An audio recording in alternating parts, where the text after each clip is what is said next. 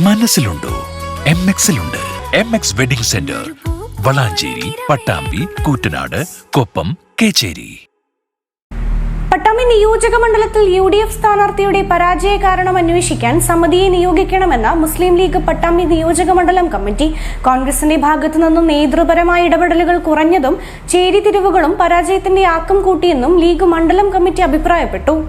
കഴിഞ്ഞ ദിവസം ചേർന്ന മുസ്ലിം ലീഗ് പട്ടാമ്പി നിയോജകമണ്ഡലം കമ്മിറ്റി യോഗത്തിലാണ് പട്ടാമ്പിയിലെ UDF സ്ഥാനാർത്ഥി TP ഷാജിയുടെ പരാജയവുമായി ബന്ധപ്പെട്ടുള്ള വിലയിരുത്തലുണ്ടായത്. TP ഷാജിയുടെ പരാജയം അപ്രതീക്ഷിതമാണെന്ന് മുസ്ലിം ലീഗ് നിയോജകമണ്ഡലം കമ്മിറ്റി വ്യക്തമാക്കി. കേരളത്തിൽ UDF തരംഗം ആഞ്ഞുവീശിയ ഘട്ടത്തിലാണ് UDFന് ഏറെ സ്വാധീനമുള്ള പട്ടാമ്പിയിൽ പരാജയം സംഭവിച്ചത്. UDFന് അനുകൂലമായ ഭേദപ്പെട്ട ലീഡ് നില കൈവരിക്കാനായത് തിരുവേപ്പുറ പഞ്ചായത്തിൽ മാത്രമാണെന്നും യോഗം വിലയിരുത്തി. UDF ശക്തി തെളിയിച്ച പ്രദേശങ്ങളെല്ലാം മുസ്ലിം ലീഗ് സ്വാധീനമുള്ള മേഖലകളാണ്. സ്ഥാനാർത്ഥി പ്രതിനിധീകരിച്ച പട്ടാമ്പി നഗരസഭയിൽ അവിടുത്തെ ജനപ്രതിയായിട്ട് പോലും ശക്തി തെളിയിക്കാൻ കഴിയാതിരുന്നത് ആശ്ചര്യമുളവാക്കുന്നുവെന്നും ലീഗ് യോഗം അഭിപ്രായപ്പെട്ടു. UDFന് അനുകൂലമായ ഒരുപാട് ഘടകങ്ങൾ ജയമുറപ്പിക്കാനുണ്ടായിരുന്നു.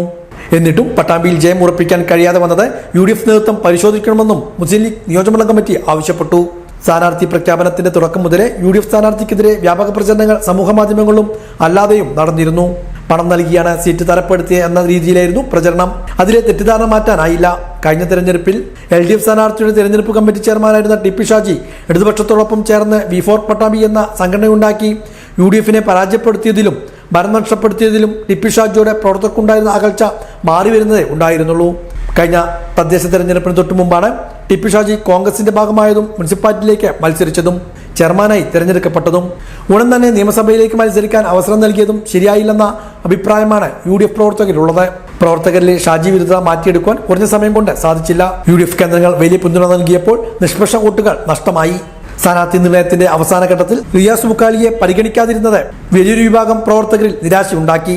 കോൺഗ്രസിന്റെ ഭാഗത്തുനിന്നും നേതൃപരമായ ഇടപെടലുകൾ കുറഞ്ഞതും ചേരിതിരിവുകളും പരാജയത്തിന്റെ ആക്കം കൂട്ടിയെന്നും മുസ്ലിം ലീഗ് വിലയിരുത്തുന്നു.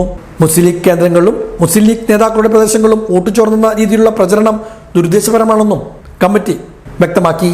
പട്ടാമ്പിയിലെ പരാജയ കാരണം അന്വേഷിക്കാൻ സമിതിയെ നിയോഗിക്കുവാൻ ജില്ലാ UDF കമ്മിറ്റിയോട് ആവശ്യപ്പെടാനും നിയോജകമണ്ഡലം കമ്മിറ്റി തീരുമാനിച്ചു.